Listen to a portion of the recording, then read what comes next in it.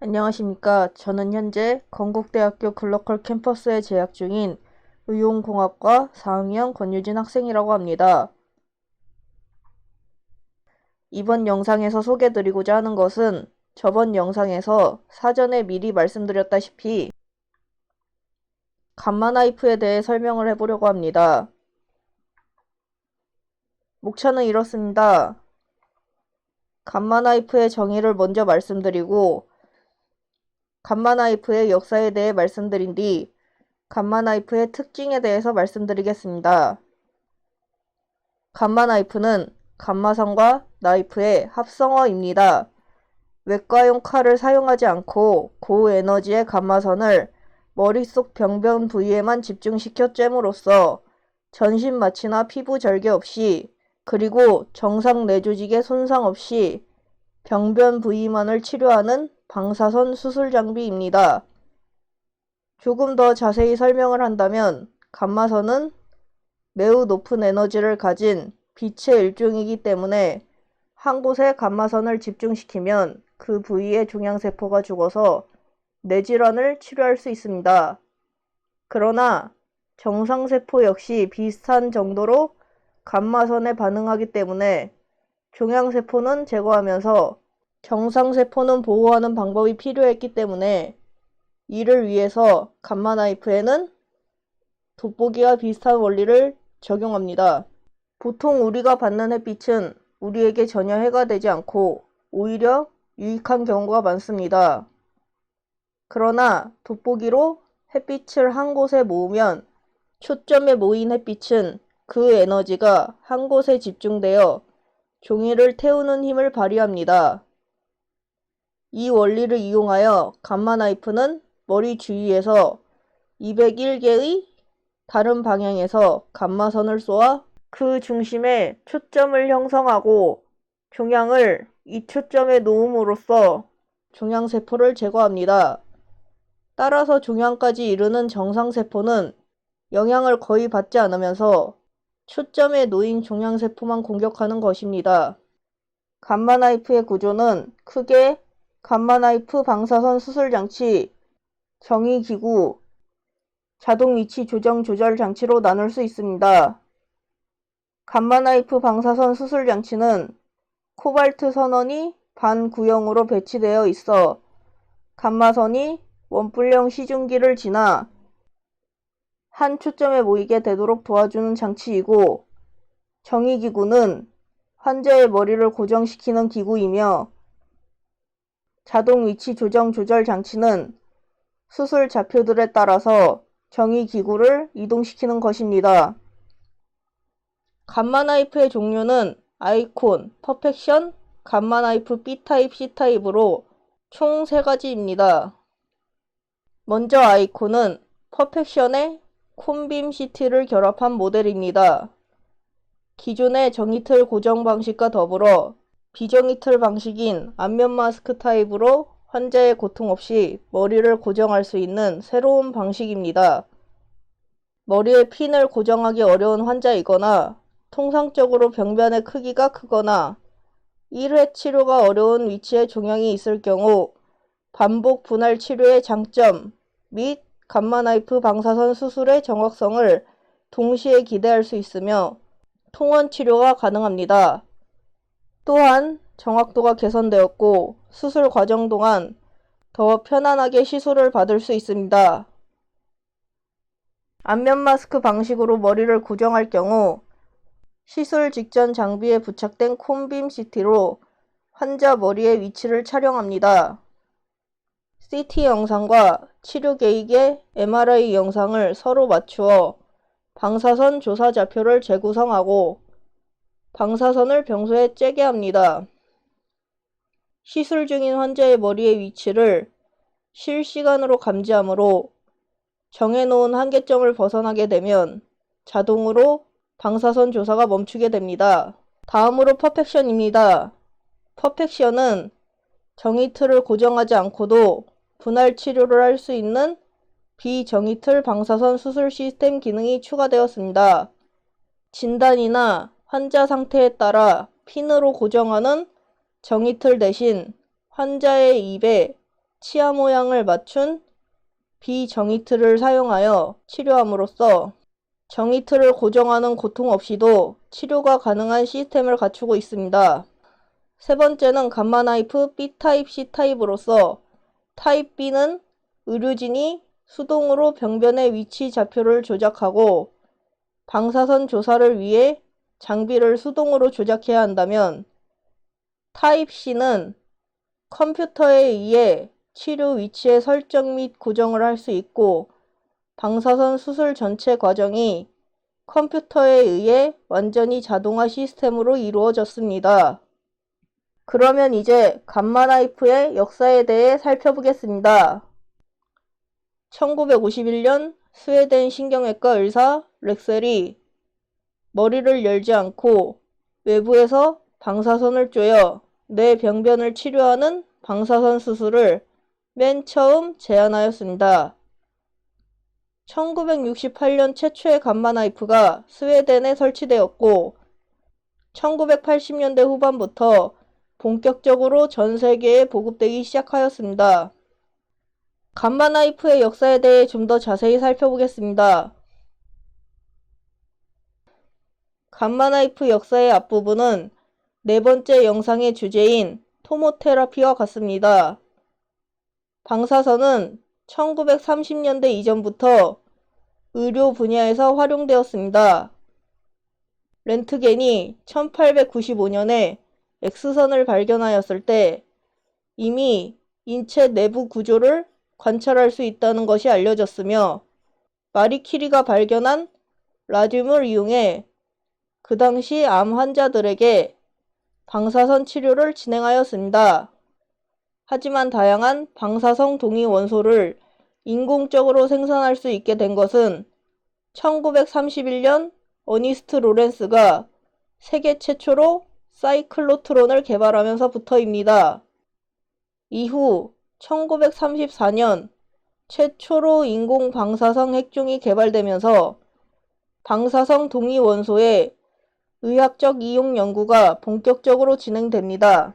1949년 기능성 신경외과 수술을 위해 정의기구를 개발한 렉셀 교수는 1951년 정의기구를 이용한 방사선 수술 개념을 처음 제안하였으며, 스웨덴 웁살라 대학의 사이클로트론을 사용하여 여러 방향에서 오는 양성자 빔을 주변 조직에 주는 영향을 최소화하면서 두 개의 목표물에 모이게 하고 그것을 더 레이 나이프라고 불렀습니다.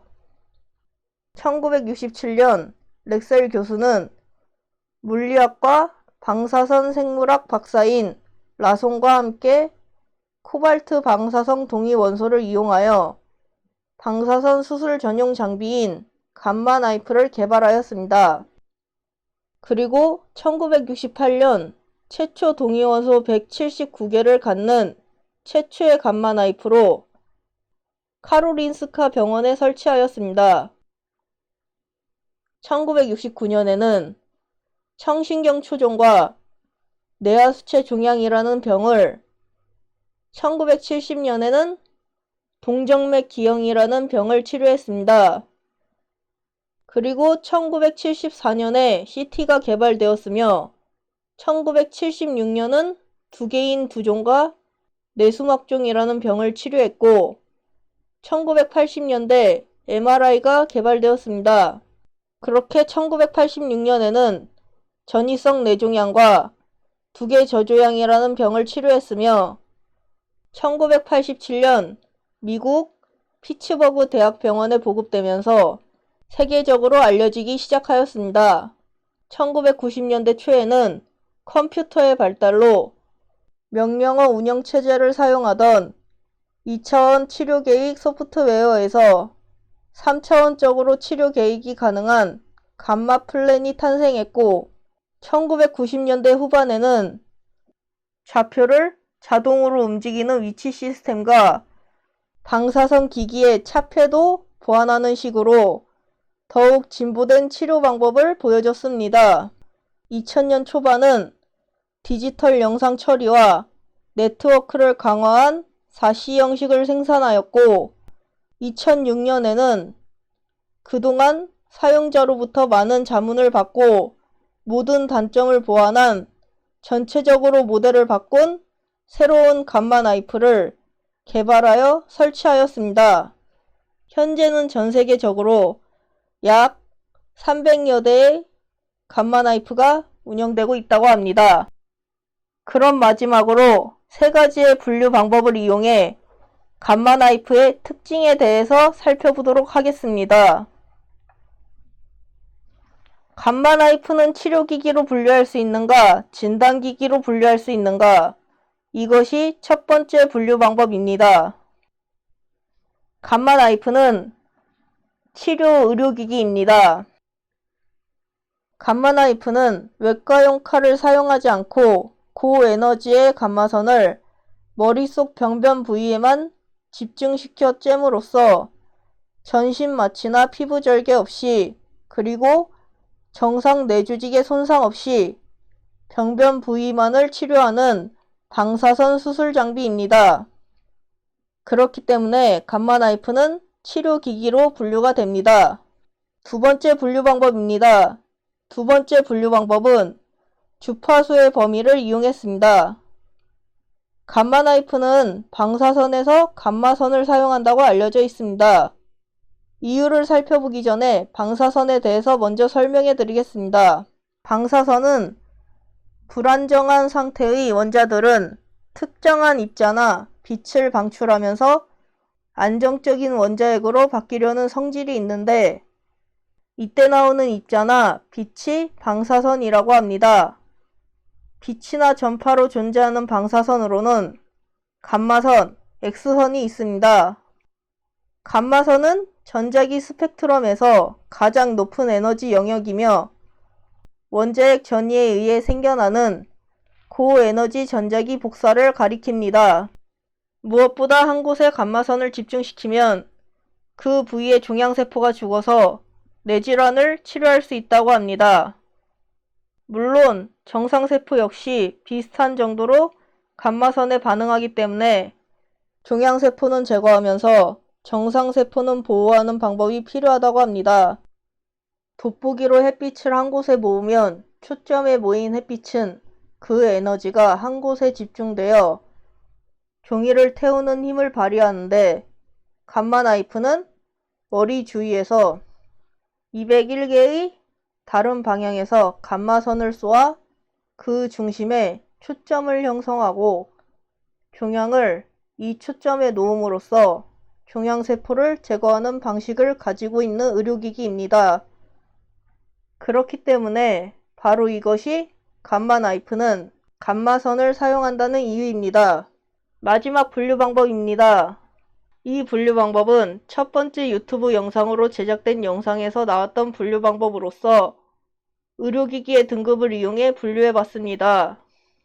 한국은 3등급, 미국은 클래스 2, 유럽은 클래스 2B, 일본은 고도관리 의료기기로 분류할 수 있는데 한국의 3등급 의료기기에 대한 정의를 살펴보면 중증도의 잠재성을 가진 의료기기를 나타낸다고 합니다.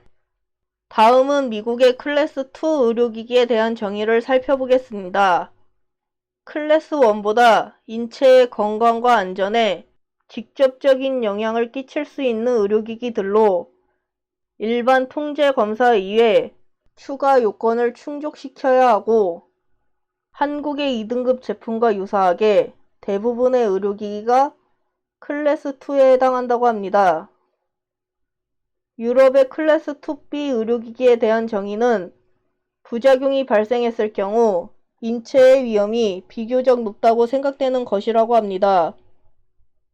마지막으로 일본의 고도관리 의료기기에 대한 정의입니다. 의료기기의 부작용 또는 기능에 장애가 발생했을 경우에 있어서 사람의 생명 및 건강에 중대한 영향을 끼칠 우려가 있는 기기를 나타낸다고 했습니다. 감마 나이프는 외과용 칼을 사용하지 않고 고에너지의 감마선을 머릿속 병변 부위에만 집중시켜 쬐므로써 전신 마취나 피부 절개 없이 그리고 정상 뇌조직의 손상 없이 병변 부위만을 치료하는 방사선 수술 장비입니다. 그렇기 때문에 각 나라의 의료기기 등급이 3등급 클래스 2, 클래스 2B 고도관리 의료기기인 이유입니다. 다음 영상은 광간섭 단층 촬영기에 대한 설명들로 찾아뵙겠습니다. 긴 시간 동안 함께 해주신 분들 모두 감사합니다.